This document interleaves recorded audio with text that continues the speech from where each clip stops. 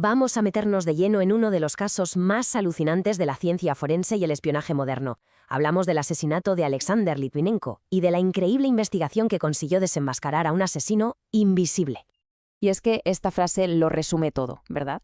Nos enfrentamos a un misterio médico en toda regla, con un arma que nadie había visto antes y una carrera contrarreloj para identificar una amenaza que hasta ese momento parecía sacada de la ciencia ficción. Todo empieza con él, con Alexander Litvinenko, un antiguo oficial de inteligencia ruso que, de un día para otro, cae enfermo de una forma brutalmente repentina y violenta. Fijaos en la cronología, porque es implacable. En solo 22 días, un hombre completamente sano pasa de sentir un malestar a morir, dejando a todo el equipo médico absolutamente desconcertado. Al principio, claro, los médicos pensaron lo más lógico, una intoxicación alimentaria muy grave. Los síntomas encajaban: vómitos, diarrea, dolor, pero había cosas que no cuadraban para nada, como la rapidísima caída del pelo o las lesiones en las mucosas. Eran señales de alarma de que aquello era algo mucho más raro. El momento clave llegó con los análisis de sangre. El recuento de glóbulos blancos se había desplomado, estaba por los suelos, y sus órganos empezaban a fallar uno tras otro. Ahí los médicos se dieron cuenta de que no estaban luchando contra una bacteria o un virus, sino contra un veneno, y no uno cualquiera. La principal sospecha pasó a ser un envenenamiento por radiación. Y ahora es cuando la ciencia se pone el traje de detective. Porque, ¿cómo identificas un veneno que aparentemente es invisible? Y esto es lo más increíble del caso. Los equipos médicos usaron los detectores de radiación habituales, los contadores Geiger y... nada. Cero. Silencio absoluto. El asesino estaba ahí, dentro de su cuerpo, pero era completamente indetectable con la tecnología estándar. Hasta que finalmente dieron con él. El culpable era el polonio 210, un isótopo radiactivo que convertía este caso en el primer asesinato documentado de la historia con esta sustancia, un arma que parecía sacada directamente de una novela de espías. Para entender por qué este veneno es tan perfecto para un asesinato y a la vez tan terrorífico, tenemos que pararnos un momento a ver la ciencia que hay detrás. Aquí está la genialidad y la maldad del polonio 210, su paradoja. Por fuera es prácticamente inofensivo. Sus partículas, las partículas alfa, son tan grandes y lentas que no pueden ni atravesar una hoja de papel.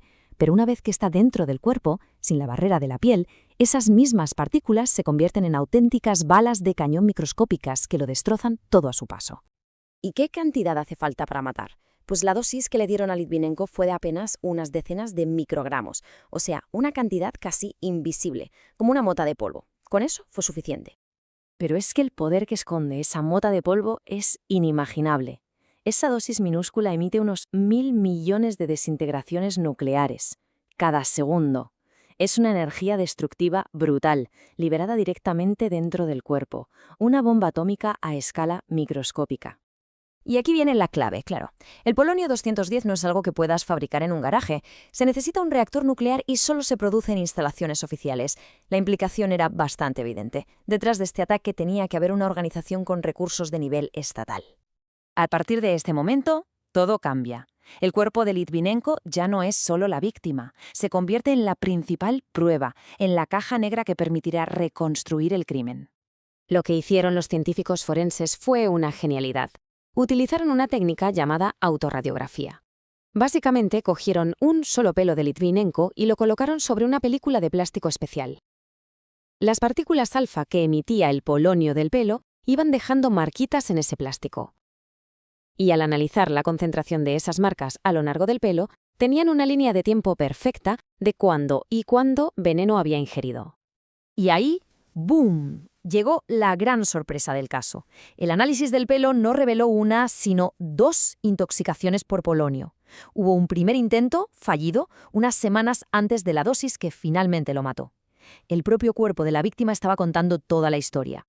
La autopsia no hizo más que confirmar la masacre interna. Esta tabla nos enseña cómo el veneno se había repartido por todo el cuerpo, concentrándose sobre todo en órganos vitales como los riñones y el hígado. Los niveles de radioactividad eran, sencillamente, astronómicos. Bueno, y con todo esto sobre la mesa, el desenlace era inevitable. Vamos a ver las consecuencias finales, tanto para el cuerpo de Litvinenko como para la seguridad de todos. Es que estos números son difíciles de asimilar. Las dosis de radiación que absorbieron sus órganos fueron de otro planeta. 140 grays en los riñones. Para que nos hagamos una idea, una dosis de unos pocos grays en la médula ósea ya se considera mortal. Su destino estaba sellado desde el primer día. No había ninguna posibilidad de supervivencia. El resultado fue, literalmente, un colapso biológico total. Su médula ósea, que es la fábrica de células sanguíneas del cuerpo, quedó completamente aniquilada. Su sistema inmunitario borrado del mapa y sus riñones e hígado destruidos. Un fallo multiorgánico en cadena del que era imposible escapar. Pero la historia no terminó con su muerte. El caso desató una crisis de salud pública enorme. Los asesinos habían dejado un rastro de polonio por todo Londres, en hoteles, en restaurantes, incluso en aviones. Se tuvieron que investigar más de 40 lugares y hacer pruebas a cientos de personas para evitar una catástrofe aún mayor. Y todo esto nos deja con una pregunta final bastante inquietante. El caso Litvinenko resolvió un asesinato, sí, pero también abrió la puerta a una nueva era de amenazas. Demostró que es posible matar con armas invisibles, indetectables, y eso plantea un desafío enorme para la seguridad del siglo XXI. La pregunta es, ¿cómo nos protegemos de un arma que no podemos ver?